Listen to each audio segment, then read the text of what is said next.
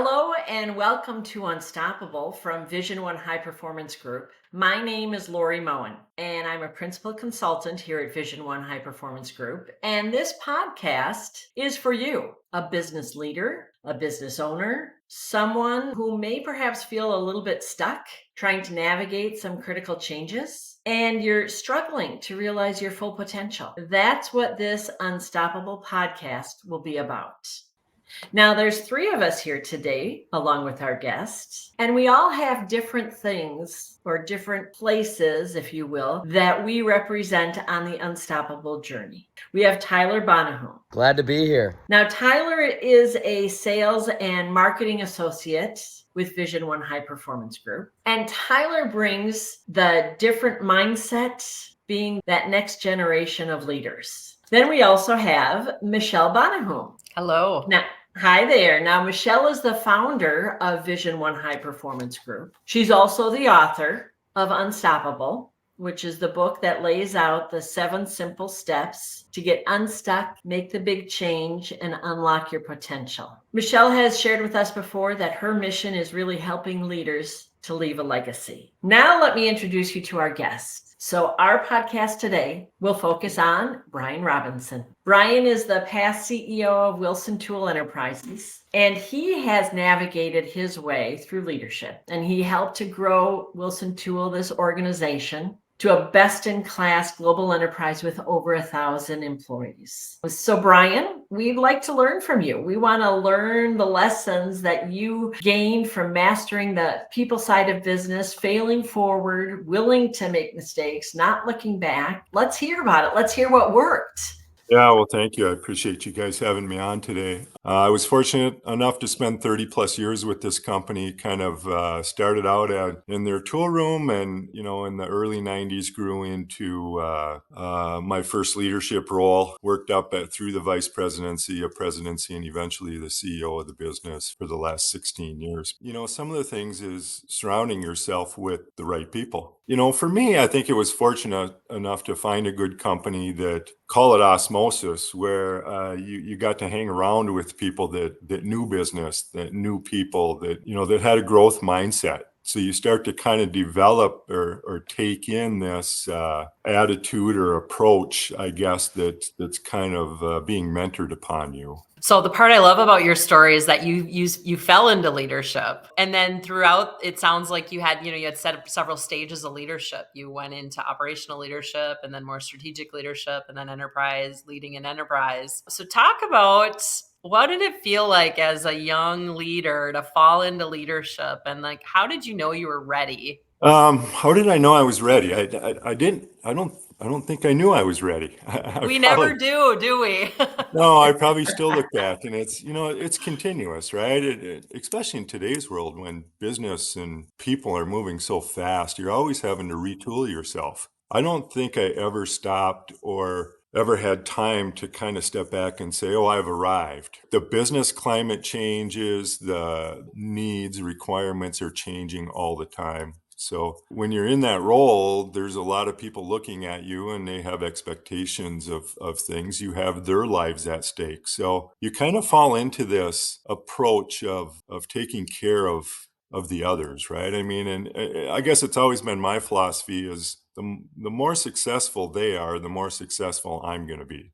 Were there any times you felt that you were moving along in a direction and you knew there was a different way you needed to move, and how'd you maneuver that? I would say the indicators around that is typically, of course, the results that you're not achieving, or, the feedback from the employees. And we had a system that those things were in place to tell us if we were achieving the right balance between the company, and the culture. At that point, then you'd have to reset a strategy, right? You'd have to redefine or kind of step back and say, what, this is working, this isn't working. What are we going to do different, and how are we going to get it done? I think for our company, we would always push ourselves to the point of failure of some kind, where then we could kind of reset the strategy. I had a leader tell me one time, he said, if you're not failing, you're not pushing yourself hard enough. But if you're repeating your errors more than once, then we're going to have a problem. So, Right. there's a balance in there, of course. Absolutely. But So, It's Brian, quick question for you. About what age and time in your career did you go from, hey, I'm learning, I'm following, to now I'm leading? it's a good question. Probably my early 30s. I'm in my late 50s now. So, my early 30s, I would say, is when things became kind of formal around this change from I'm going to be quote, an hourly worker, a 9 to 5 guy, to being in leadership, which is a 24/7, 365, type approach. So, but we also had a little put them in and see if they can swim mentality. And I think looking back, there was probably some frustration around that on my part because there wasn't as much formality as maybe as I wanted. But I think it also kind of forced me to grow a little faster than, more of a defined phased approach. Was that a good thing or a bad thing? Yeah, I think now looking back, it was probably a good thing. But you got to have the right leaders above you that are going to allow you to fail Yeah. and kind of have Sure. those struggles, right? They Yeah. knew what they were doing by allowing myself to kind of get in and swim. I did have a high technical skill set, which, from a customer service point of view, there was no sacrifices. I think the biggest challenges were around, the people side, right? How to manage people, how to lead people, how to set strategy, how to set vision. So I kind of got to cut my teeth at a lower level, a supervisor and division manager before, vice president, president, and CEO roles come along. So the risk was probably a little bit lower. Did it feel like you were having, or was it at a time when you were feeling or going through the thought process of, I have to act like I'm this, even though I maybe don't believe it yet? Did you have to act as if you had come to that next level of leadership? Yeah, I want to answer that right away with I think I was still acting even the day I left. Right. That's the truth. Yeah, right. Okay. I mean, The as CEO leaders, we feel that, right? Yeah. Yeah, you're always being challenged, Yeah. right? I mean, if you got good employees, they're going to challenge you. And, Right. I was one to admit that if I didn't have the answer, I wasn't going to make one up. Oh, But that's good. I always promised them I would get an answer or I would Because work so hard many for them. leaders feel like they have to have the answer, or even Yeah. employees Yeah, expect their leaders to have the answer. So right. Right.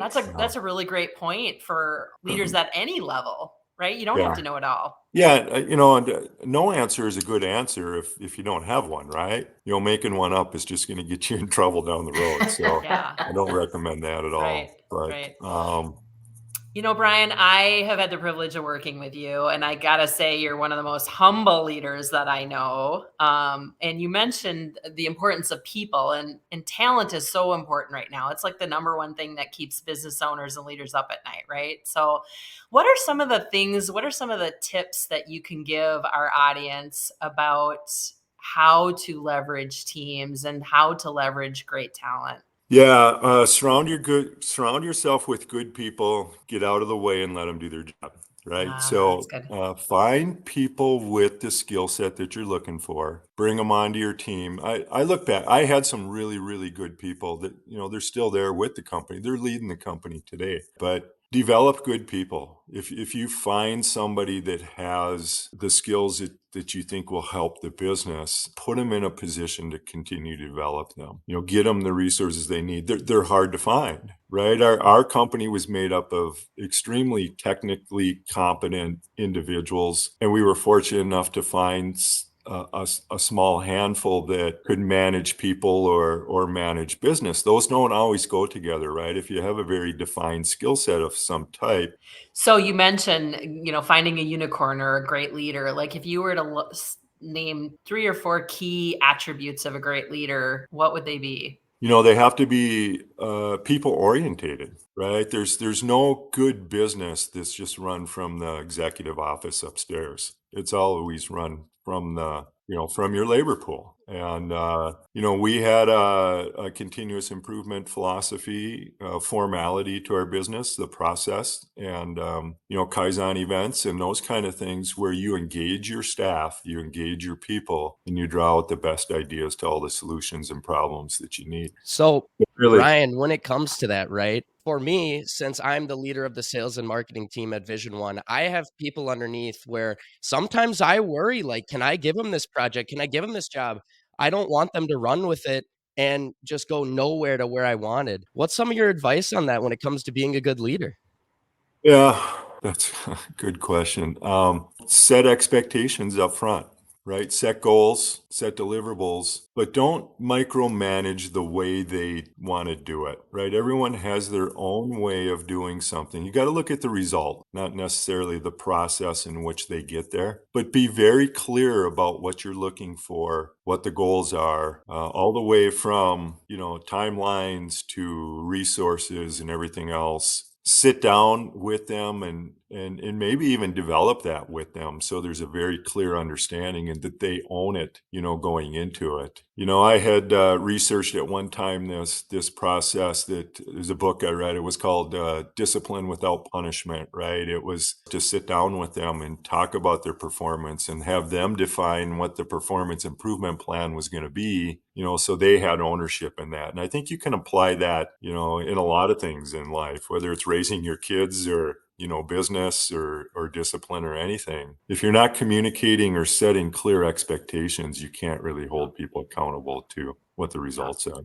If you were to look back on yourself as that young 30-year-old leader, and then that executive leader, and then the enterprise leader, and speak to CEOs and business owners, what advice would you give each of those former selves? I don't know if it'd be any different. I mean, admit your faults. Don't be an expert in everything. Don't think your way is the only way. Get the resources around you that's going to help develop you. We're 1,000 people now, but back then we were 300-400 people. It was, I knew their names, I knew their families, I knew how many kids they had, all those kind of things. So I had the support of the people as I grew up, in my leadership roles. That's big, right? I think, coming into a company where you might just be viewed as another executive sitting in the office, you're going to struggle to get the results that you really want to get. Yeah. So what advice would you give to the next levels of leadership? What would what would you tell mid-level managers or executive leaders?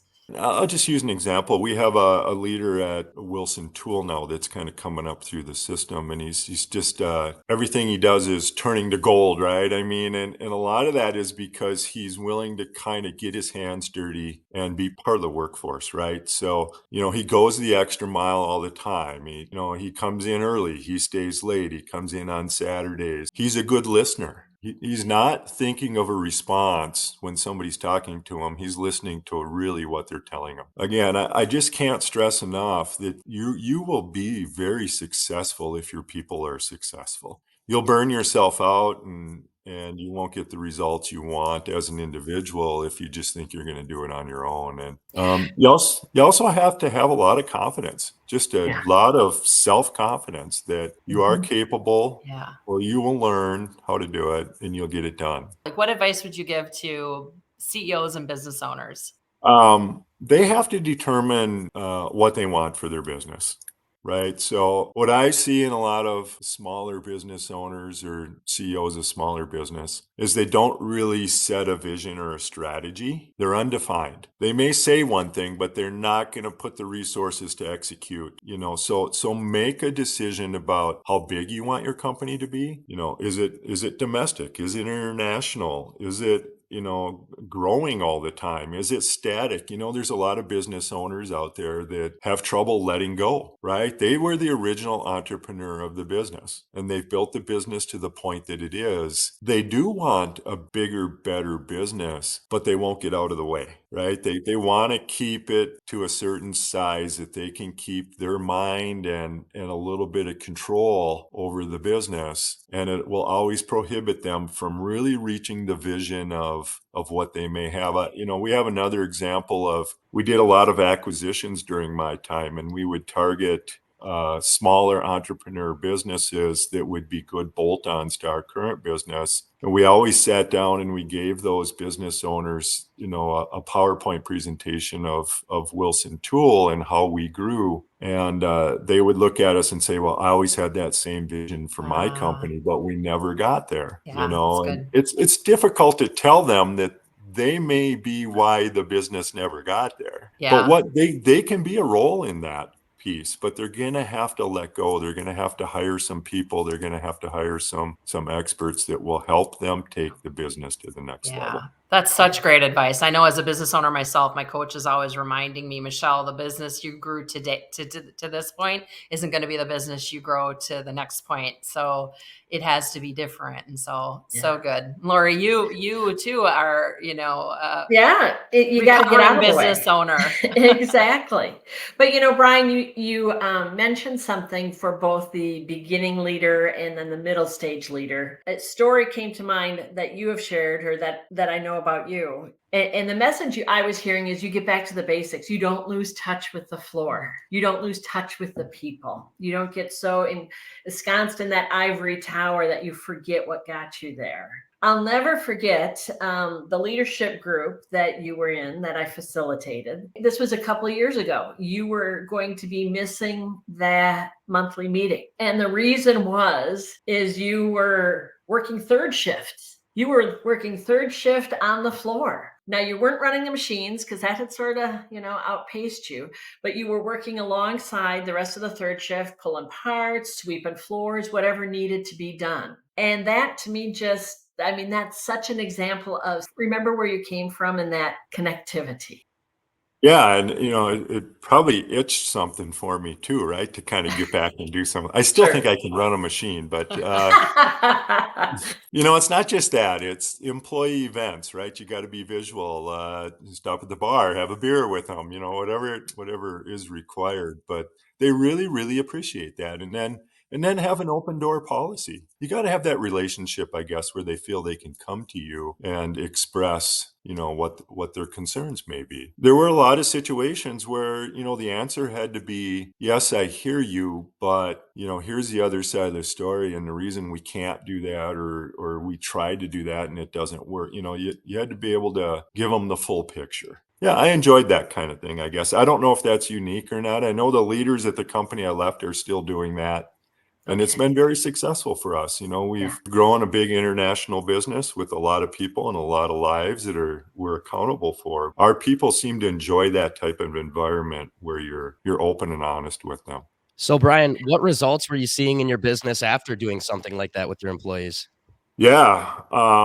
Well, results all the way from double-digit type growth, nice profits. It's a business that we shared openly with our employees, a great healthcare program, on-site clinics, profit sharing, bonuses, so all the rewards were there that we could stand in front of the workforce and say, hey, because of the work that you put in, over the last year, we can share these financial gains back to you. On top of that, promotional opportunities, have a growth mindset, right? I mean, you don't have to be $1 billion, but you definitely, it's a lot funner to work in a growing business than a stagnant business, right? If you're not growing, you're actually, I think, falling behind in today's climate. So just share those type of accomplishments. It doesn't always have to be financial, right? People like individual personal recognition also. There's all kinds of systems that you can put in your company that have financial or personal recognition. People enjoy that. 97% of all the people that work for you are really great people, and they want to be successful in their their career and your company. Well, thank you. Thank you for being here. It's been fun to hear your story and to learn from it yet again. And on behalf of Michelle, Tyler, and everybody at the Unstoppable team, we appreciate it. And we hope that this episode of the Unstoppable podcast left you inspired, maybe ready to take that first step to face some challenges, start getting unstuck, and really, really start to make your desired change happen in your life, in your business, your community. At VisionOne, we are passionate. We're passionate about helping business leaders, organizations, and communities navigate change, critical change, such as growing their business, buying, selling, transitioning to the next generation of leadership, the next generation of ownership. Imagine having a team that's working beside you every step of the way, providing whatever you need. Is that strategic planning? Is that fractional finance services, operational services, HR support, and that it's tailored for you? That's what VisionOne High Performance Group offers. So if you're interested in learning more about how we can help you get unstuck, be unstoppable, and make big changes so you can unlock your potential, I invite you to check our website at visiononeperformance.com and let's have a conversation. Look forward to having you join us at our next Unstoppable Story.